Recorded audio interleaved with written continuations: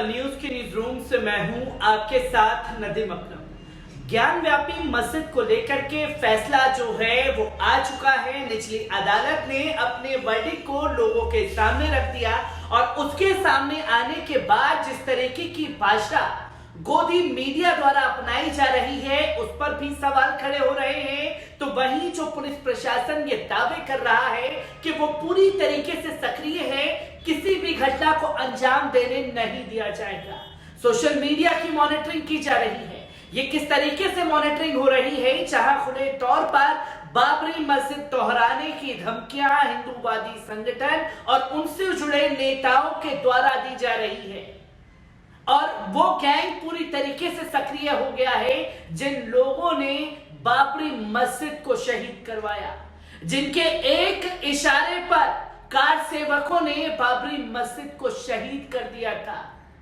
ये तमाम तस्वीरें जो हैं सामने आ रही हैं और ज्ञान व्यापी मस्जिद को लेकर के भी ठीक वैसे ही दलीलें और प्रतिक्रिया इन लोगों की शुरू हो चुकी है जो उस दौरान बाबरी मस्जिद को लेकर के सामने आई थी।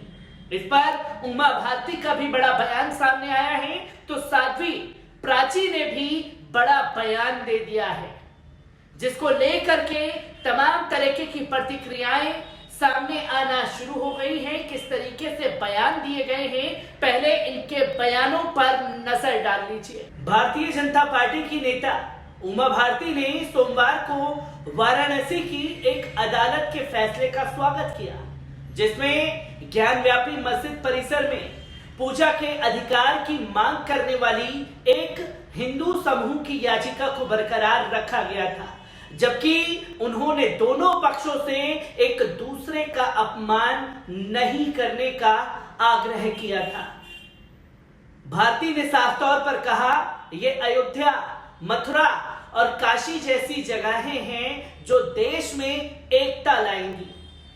भाजपा नेता की टिप्पणी सोमवार को वाराणसी की एक अदालत द्वारा अंजुमन इस्लामिक मस्जिद समिति की उस याचिका को खारिज करने के बाद सामने आया, जिसमें ज्ञान व्यापी मस्जिद परिसर में पूजा के अधिकार की मांग करने वाली 5 हिंदू महिलाओं द्वारा दायर मुकदमे की स्थिरता को चुनौती दे दी गई थी, जिसकी तस्वीरें लोगों के सामने आई थी। तो वहीं एएनआई से बात करते हुए भारती ने कहा, मैंने कहा था कि हम इन 3 स्थानों यानी कि अयोध्या, मथुरा और काशी से संबंधित समस्याओं को हल किए बिना शांति से नहीं रह पाएंगे, क्योंकि यह स्थान हमें आक्रमणकारियों के हमले की याद दिलाता है। यानी कि साफ तौर पर संकेत उमा भारती ने दिए कार सेवकों वाले काशी और मथुरा वो याद दिलाता है।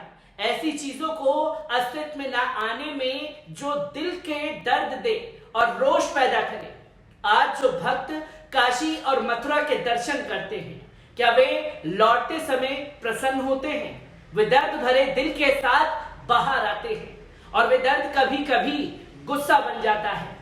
अयोध्या में शांति से राम मंदिर बन रहा है, अचानक माहौल खराब हो गया।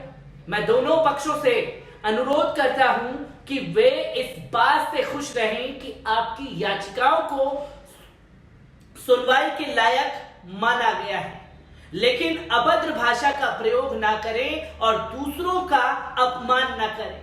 जहां मुसलमानों को लगातार उकसाने की कोशिश की जा रही है, इससे पहले वाराणसी की अदालत ने याचिका की सुनवाई को बरकरार रखा था।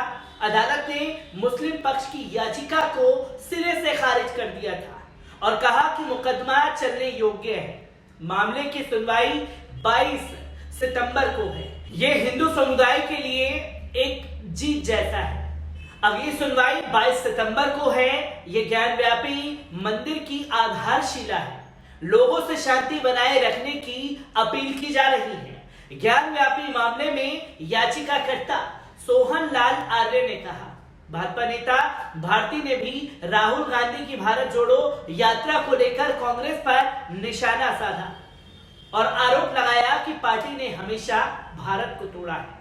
कांग्रेस ने हमेशा धर्म जाति के आधार पर हिंसा पैदा करने की राजनीति की है। वे भारत को कैसे जोड़ सकते हैं उन्होंने हमेशा भारत को तोड़ा है।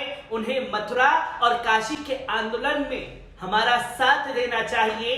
भारत जोड़ो आंदोलन को पूरी तरीके से बंद कर देना चाहिए। अयोध्या, मथुरा और काशी ही देश में एकता लाएंगे। ये तो उमा भारती का बयान था। इसी के साथ साथ साध्वी प्रज्ञा ने मंदिर के दावे को लेकर कहा कि हमारे पास सब प्रूफ है, हम कोई छीन नहीं रहे हैं। विश्व हिंदू परिषद पर बीजेपी के लिए जमीन तैयार करने के विपक्ष के आरोपों को लेकर उन्होंने कहा कि हिंदू तो समस्त हिंदू जनमानस का मंदिर है, हर हिंदुस्तानी का मंदिर है। मंदिर केवल भारतीय जनता पार्टी का नहीं है। ये आपकी गलत सोच है जो कि 2024 के मुद्दे के लिए इसे बनाएगी भारतीय जनता पार्टी। उन्होंने कहा कि हर हिंदुस्तानी को मंदिर में जाना चाहिए। चुनाव के समय इस तरह के मामले को हवा देने के आरोपों पर उन्होंने कहा कि जब अयोध्या में राम मंदिर का फैसला आया था तब क्या था।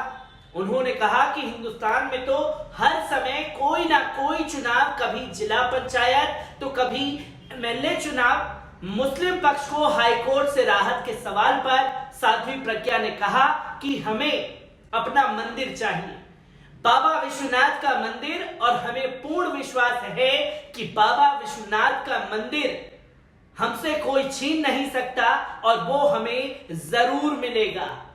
मुगल काल के आदेश के सवाल पर उन्होंने साफ तौर पर मुसलमानों के ऊपर तीखा हमला कर दिया और कहा कि ये देश 2022 का देश है।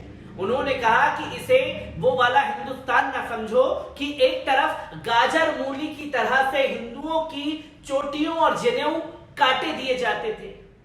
ये 2022 का हिंदुस्तान है, हिंदू जीना जानता है। उन्होंने कहा कि कान खोलकर सुन लो, हमें 3 मंदिर चाहिए, अयोध्या का चाहिए, बाबा विश्वनाथ का चाहिए और श्री कृष्ण जन्मभूमि भी हम लेकर के रहेंगे।